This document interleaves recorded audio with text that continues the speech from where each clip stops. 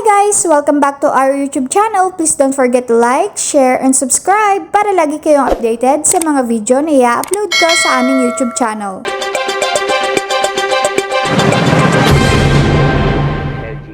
Thank you, Doc Jean, sa inyo pong pagbibigay ng linaw at pagbibigay impormasyon dito nga po sa ating ongoing na pagbibigay ng cash gift under Expanded Centenarians Act. At dako po tayo sa iba pang mga programa ng NCSC at hindi lang naman po itong cash gift yung ating pinagtutuunan ng pansin, kundi nagbibigay daan din po tayo dahil naalala din natin yung kapakanan naman at kaligtasan ng ating lolo at lola at isa nga po sa inyong mga inisyatibo o programa itong aksyon kontra elder abuse. So, Doc Jean, bigyan nyo nga po kami ng ideya, ano po ba ito at paano po nagsimula yung ganitong advokasya para po sa ating mga lolo at lola?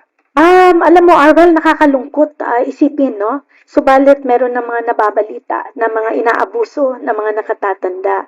Alam mo, ang Pilipino ay talagang sa kultura natin ay mahal natin ang ating mga nakatatanda.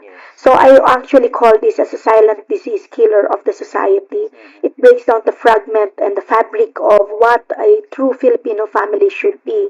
But it's reality na meron talaga mga pang-aabuso at tayo ay sumusulong at tayo ay naglalabi sa ating mga policymakers na gawing criminal offense.